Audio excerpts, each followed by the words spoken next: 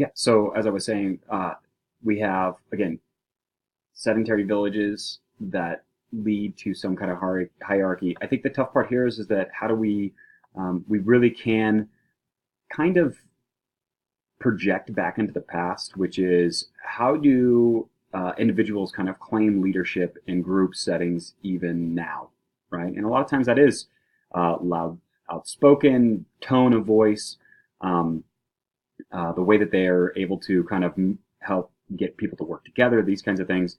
This could have been the easiest, earliest way in these kind of groups. If they're the first group to settle down and smoke salmon, and now they have a big population, now they're dependent on the work to be done to feed the population. Um, and then the potlatch is actually kind of a vestige of a checks and balances, a vestige of that egalitarian kind of style of ridicule and keeping people in their place and not letting people get too big for their britches, as they say. Um, those kinds of things. So this is probably how this happened. And then once this is a model, right, like the rest of what we've seen the world do, is then the other peoples in this area kind of mimic that model, which is, oh, another group that was still subsisting and kind of hunting and gathering and moving around. They might have had interaction with this group and they see that they're just in permanent structures and they're smoking salmon. Whoa, ha, ha, smoking salmon. So then they do the same thing. This looks like an easier life. They feel like, oh, this might be an easier life. Remember, the idea of easier life also seems to be kind of part and play with humans, at least in terms of this area, where at least it's a perception, right? Well, I won't have to work as hard. I don't have to forage. It's not so taxing. I can kind of just kick back and do more dancing and singing and those kinds of things. But when you do work, you're going to work. But out of that, the unintended consequences are that you're ultimately going to have a hierarchy in terms of a status structure, um, which again I think was the potlatch tries to kind of uh, add to that ability of upward rank movement, right? Which is what kind of we have in America, and we would call it our education system. Um, they're having the potlatch system where I can do a rivalry potlatch and challenge somebody in that upper class to a potlatch. And if I outdo them, okay, but it could take my whole life to save up gifts and all of these other trinkets and all of these other things in order to do that. But I could jump mobility, basically kind of putting other people down in another section. This turns into a kind of challenging match, and it's the idea of again, we can get into some conflict theory here, which is the perception of limited resources. It's not necessarily limited resources. The what groups, including our own, what we have in terms of power is, and utilizing that kind of conflict theory perspective, which is the limited resource that we focus on is the idea of power, that it is only, there's only a certain amount of it, and that we have to take it from somebody else in order for us to have some as well. Um, and this is a fallacy. This doesn't actually exist. Power only exists because we allow it to exist and we hand over some of our own kind of internal power to people so that they can have the power over, right? And again, a lot of times we do this culturally and not even really think about us kind of handing over the power, but that's really what we're doing when we're voting, right? And to a certain degree, our power is the vote. So we get to choose that. But once we do that, we're passing that power over to these people to have power over us. And I think that this is kind of the disconnect that we have when I talk to my on-site people, students or whatnot, and they always explain to me, well, the government has this power, but we are giving the government power, and we are the government. So this outside kind of that we can point to this outside group is kind of fallacy. But really, we want to get back to the concepts of how an environment and a material good such as salmon can radically change a group of people from being an egalitarian group that was an egalitarian group for 5,500 years into this hierarchy status where you even have slaves, right? How does that happen? How do we go from there? And I think that a lot of people make it more complicated than it really is, right? And I think that's where we need to kind of reflect on our own lives and our own culture around us and how we behave, right? Because to a certain degree, there is a certain level of human nature, which is, and I believe that the human nature is based around cooperation, and handing over your power is a certain level of cooperation, right? And what it really is kind of, you have, if you're going with the dialectic, you have a thesis and an antithesis. It's really this synthesis part. How do we deal with this conflict? Well, we're going to compromise. Well, my compromise is going to be that I'm going to give you some of my power so that you can handle this situation. I don't have to worry about it.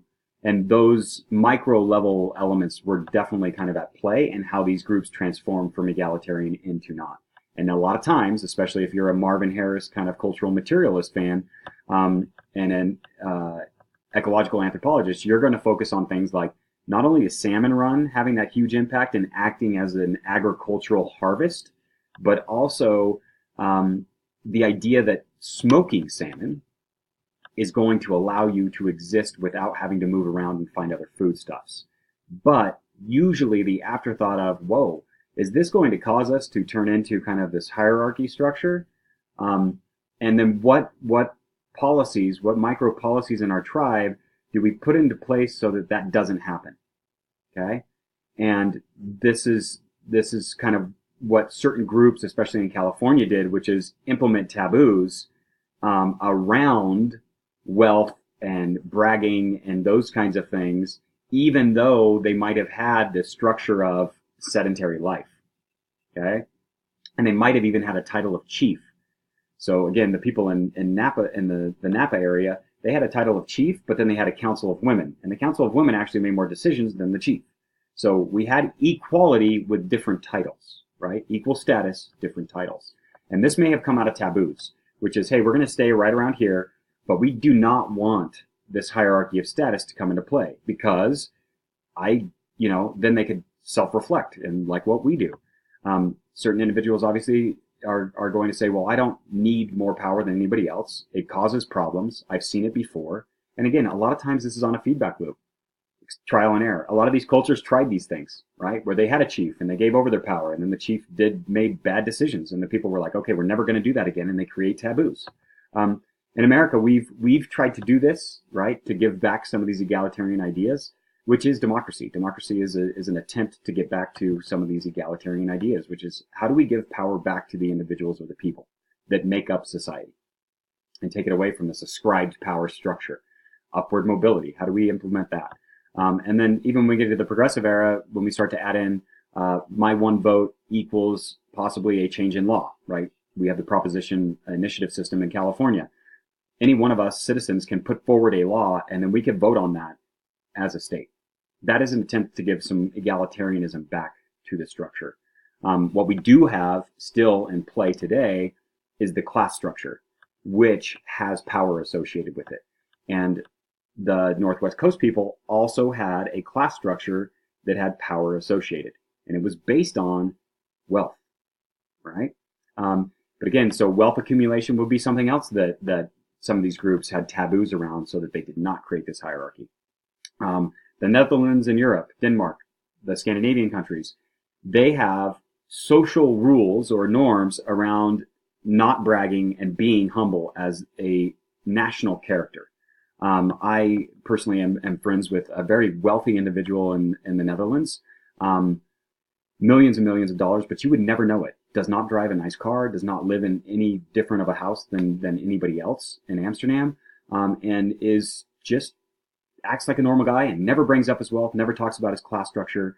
When asked about it, he talks of, he'll skirt the issue and talk about his hobbies and what he likes to do in life. He is not in any way kind of what we're used to with this class structure of power and wealth. He does not use his wealth as power, and I think that's an interesting kind of concept in a kind of more socialist capitalistic combination system.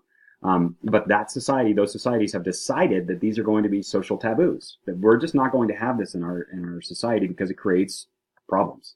And these groups in the Northwest Coast did not have these taboos. These taboos were in other places, but this idea of hierarchy is going to exist. What they did have was the potlatch, and the potlatch is going to act as kind of this intermediary between classes and social mobility. So for me, the potlatch is a bit of a holdover and a bit of a way of adding in some of this humility factor and maintaining, at least like it's like a vote, right? Maintaining power in a way that the public has some input on it. Okay. In terms of the material culture, kind of continuing with that, the wood, the red cedar was used for the plank houses, the planks, the roofing, the siding, everything, and then also used for dugout canoes. Tools, fascinating enough, were made from the beaver incisors, the teeth. So they would use stone tools and also beaver teeth, which people are now probably going, well, yeah, that makes sense because beaver could take down a whole tree. So that's what they used to cut trees. Fish oil, again, the candle fish oil was used to waterproof canoes. It was so thick that basically you could just keep water out of everything. So houses would have been sided with this fish oil, so that creates a waterproofing, right? And if you guys have ever seen water on oil, even simply trying to get olive oil out of a pan, you can realize, well, this would work, right? And this fish oil is very sticky. Pittenwood boxes acted as drums. They were just, a regular box, and they also acted as storage. Clothing, men wore very little, and women wore skirts or capes made from kind of this cedar underbark. Totem poles, very, very important in this society, and a lot of people just say, oh, this is the group with the totem poles. 50 feet tall. They are clan symbols, like animals. They also had spirits connected to the actual pole itself, and this is a way of connecting humans with the supernatural. All clans believed that they were created from a supernatural structure or being, and then this totem pole would represent that, but it is also a segue into tapping into that supernatural itself. So it is a symbolic connection to the past and their clan, but it is also a true, in their minds, a true connection to the supernatural that created them, right? It is their creation story in a totem, and it is something that actually has a spirit within it, the actual pole when you create it. So there's this whole ceremony around the rising of a totem pole. Religion, multiple supernatural beings, and again, they powered the clans. Ceremonial structures existed in terms of everybody coming together and doing kind of these potlatches, right? Ceremonies for life cycle, this would have been birth, puberty rites of passage when they actually kind of became adults, right? Marriage ceremonies, and various other kind of life cycle ceremonies as well. New members had to be initiated into the society. This is also kind of an interesting one. So if people came from other groups, they would have to get an initiation into being part of the group.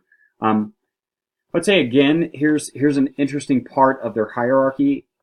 Clans and having a supernatural being associated with that clan also creates a certain level of team, right? So now if I have a clan structure, which is the most important thing, remember, which is coming out of a sedentary lifestyle, groups that are stuck in one place. When I say stuck, it just means that they have chosen to be stuck. But these individuals and clans would have created a team structure. A team structure creates a hierarchy structure. Okay, and again, it's what we have in the United States. Think of the powerful clans and think of the political clans we have. We have the Democrats and the Republicans. Now think of the Green Party and the Independents and the Libertarians. They are minor clans, and they do not have the same power that the Democrats and the Republicans have. So if we look at a clan structure in that way, we can see, whoa, there is going to be some power structures associated with dividing in that way. Again, we are now moving outside of, because now one person basically speaks for the whole clan, and it's passed down through a scribe or birth, right? Unless you jump up through this rivalry potlatch. But this structure, again, doesn't necessarily lend itself to egalitarianism. Egalitarianism has self-government, self-voting, right? Each adult basically votes and has an opinion on things. This is not how things are going to be run here. This has a hierarchy of status. We basically have, if I'm an individual in here, I have passed over my power to do and given it to somebody to have the power over. And again, this is a interesting kind of segue into some of these other avenues of thought in terms of why certain individual groups and Native Americans move towards kind of what we know today, or even an in-between kind of category, right? And we're going to look at tons of other groups and how that spectrum plays out in terms of power, structure, hierarchy. Is it agriculture? Is it not? Remember, salmon pretty much acted as an agricultural harvest.